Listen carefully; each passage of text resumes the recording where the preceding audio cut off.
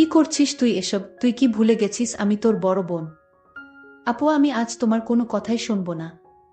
রাতুল, তুই আমার ভাই, আর ভাই বোন কখনো এসব করতে পারে না। চুপ থাক, তুই আমার বোন হ, আর যাই হ, আজ আমার মাথা নষ্ট। আমি আজ কোনো বাধা মানব না। তারপর আমি আমার ছোট ভাইয়ের কাছ থেকে কিছুতেই রেহাই পেলাম না। আমি যখন ঘুমিয়ে পড়লাম তখন আমার বিছানায় এসে আমার সাথে যা করলো তা শুনলে তোমাদের মাথা ঘুরে যাবে।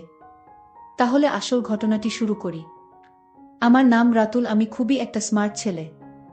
ছোটবেলা থেকেই আমি আমার বড় বোন নিপার প্রতি দুর্বল। সব ভাই বোনের মাঝে আমি বড় বোনকেই বেশি পছন্দ করি।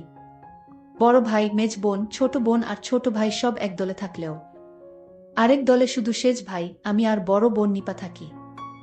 সব মিলে আমরা 4 ভাই আর 3 বোন। বড় 3 ভাই, তারপর 2 বোন, তারপর ছোট ভাই আর ছোট বোন। আমি মেজ, আমার বয়স এখন 21 বছর। আর বড় বোন নিপার বয়স এখন 22 বছর। এ কাহিনীর শুরু আমাদের জন্ম থেকেই। আমরা গ্রামের বড় জমিদার ঠাকুর বাড়ির বড় ছেলের ঘরের ছেলে মেয়ে। ছেলে মেয়েদের মাঝে ছেলেবেলা থেকেই সবচেয়ে সুন্দরী নিপা আপু। আর তার সবচেয়ে বড় ভক্ত আমি। সে যেখানে যায় আমিও তার পিছে পিছে যাই। সব বাচ্চাদের সাথে ওর জন্য মারামারি করি। এমনকি বাড়িতে বাকি ভাই বোনের সাথেও দুজনে দল পাকিয়ে ঝগড়া করি। নিপাকে শাসন করলে বড় দাদাদের সাথে আমার মারামারিও বাধে। নিপার যে কোনো কথা আমি ফেলতে পারি না, সব বায়না মেটায়। আর বড় হয়ে আমাকে নিপা ছেলেবেলা থেকেই শাসন করে। কিন্তু বড় হবার সাথে সাথে আমার এই বোনের প্রতি এক অন্যরকম ভালোবাসার সৃষ্টি হলো।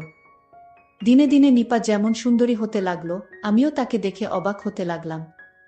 যে বয়সে আমার বন্ধুরা পাড়ার অন্য মেয়েদের নিয়ে ভাবত, সে বয়সে আমি নিজের বোনকে নিয়ে ভাবতাম। অবশ্য পাড়ার বেশিরভাগ পুরুষের নজরেই নিপার রূপের উপর পড়ত।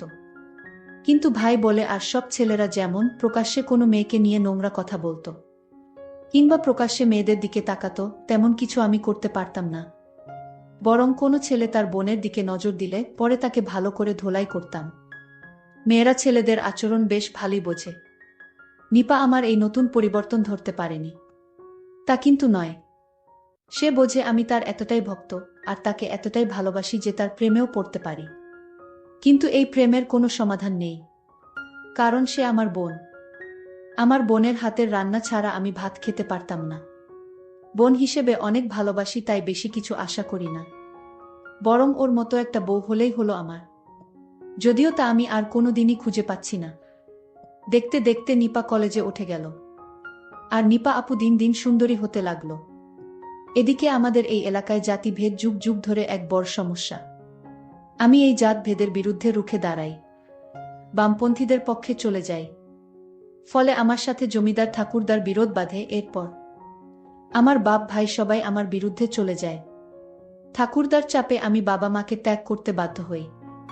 আমি মা, মাসি, বোন আর বড় বোন নিপার কাছ থেকে বিদায় নিয়ে কলকাতা চলে আসি। এখন আমি সেখানে বিশাল বড় কোম্পানির ম্যানেজার। নিপা পরিবারে একা হয়ে যায়। ওর বয়স তখন 24 বছর। রোজ 2 গ্রাম পেরিয়ে কলেজে পড়তে যায়। এর মাঝে এক সুদর্শন ছেলের সাথে তার প্রেম হয়ে যায়। ছেলেটা চেন্নাইতে ডাক্তারি পড়ে। দুজনে পালিয়ে বিয়ে করে। জমিদারের ভয়ে ছেলেটার পরিবার গ্রাম ছেড়ে পালিয়ে শহরে এক বস্তিতে আশ্রয় নেয়। অনেক কষ্টে ছেলেটা পড়া চালিয়ে যায়। 1 বছর পর জমিদারের লোকরা একদিন ওর জামাইকে ধরে ফেলে। ওরা নিপার বাবার নির্দেশে ছেলেটার 2 পা মেরুদণ্ড ভেঙে দেয়। নিপা তখন 9 মাসের অন্তঃসত্ত্বা। ছেলেটাকে বাঁচাতে যে চিকিৎসার প্রয়োজন তা দেবার সামর্থ্য তার পরিবারের নেই। এমন বিপদের দিনে সে একজনকেই চিৎকার করে ডাকতে পারে, তার ছোট ভাই, অর্থাৎ আমাকে। স্বামীকে নিয়ে বোন কলকাতা আসে, আমাকে খুঁজে বের করে। আমি বোনের এই কষ্ট দেখে পাগল হয়ে যাই। আমি ওর স্বামীর চিকিৎসা করাই। কিন্তু আমার বোনকে স্বামীর পরিবার সহ একটা বস্তিতে থাকতে দেখে ভীষণ কষ্ট পাই। কিছুদিন পর নিপা মা হয়। তার স্বামীও একই হাসপাতালে বাঁচা মরার লড়াই করছে। তখন নিপার স্বামী বেঁচে উঠলেও চিরতরে পঙ্গু হয়ে যায়। আমি বোনকে বাচ্চা সহ আমার নিজের এক বাড়িতে চলে আসতে বলি। কিন্তু নিপা স্বামী ছেড়ে কিভাবে আসবে? তাই পঙ্গু স্বামীকেও বোন সাথে নিয়ে আসতে চায়। আমিও মেনে নিই নিপার কথা। নিপার স্বামীর শরীর ভেঙে যায়।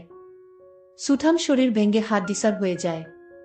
অবশ্য কিছুদিনের মধ্যেই নিপা আবার তার স্বাভাবিক সৌন্দর্য ফিরে পায়। বরং দিনে দিনে তার রূপ আরও বাড়তে শুরু করে। কিন্তু বোনের স্বামী পঙ্গু হবার পর ওর জীবনের সব আনন্দ যেন শেষ হয়ে গেল। জীবনটা দুঃখে ভরে উঠল। একে তো শ্বশুর কুলে কেউ নেই যে আর্থিকভাবে সাহায্য করতে পারে, অন্যদিকে পঙ্গু স্বামীকে বিছানায় খাওয়া দাওয়া, টয়লেট করানো। আমার বোনের মনটা দুর্বল হয়ে গেল, তার আনন্দ ধূলিসাৎ হয়ে গেল। এদিকে আস্তে আস্তে আমার দৃষ্টি পড়ল আমার বোনের দিকে, বরং গ্রামে ফেলে আসা সেই কিশোরী বোনের চাইতে।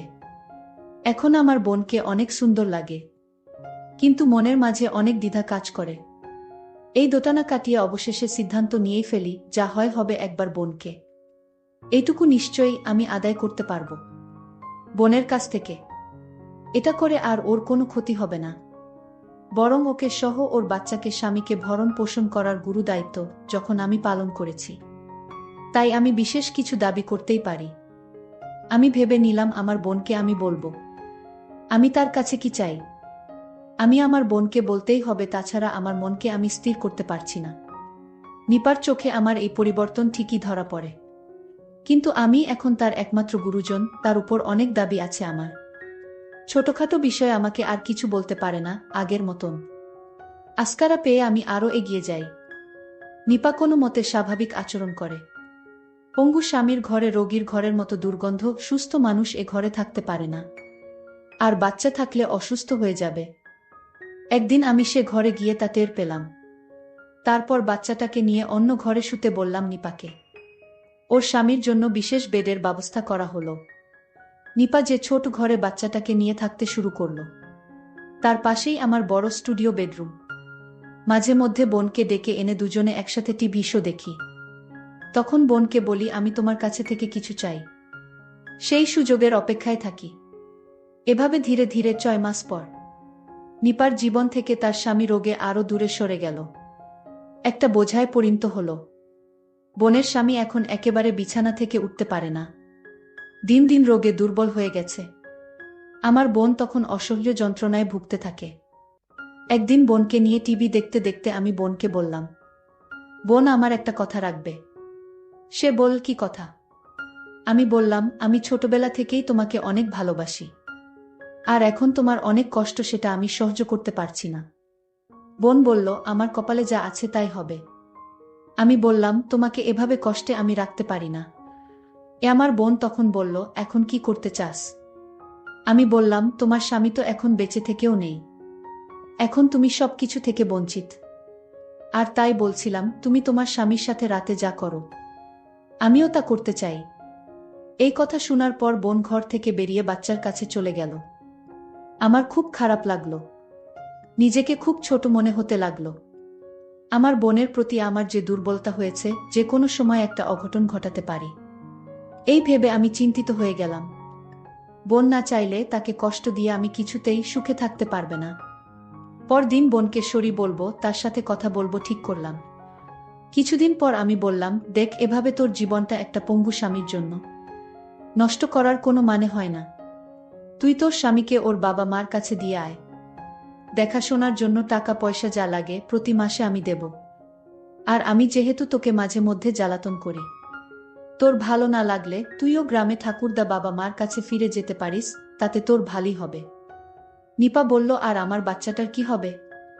আমি, ওকে গ্রামে নিয়ে যাবি তোর সাথে? নিপা, না না, বাবা মা ওকে অনাথ আশ্রমে দিয়ে দেবে, তারপর আমাকে আরেকটা বিয়ে দেবে। আমি, সেটা খারাপ হবে না, যেভাবে আছিস তার চাইতে ভালো থাকবি।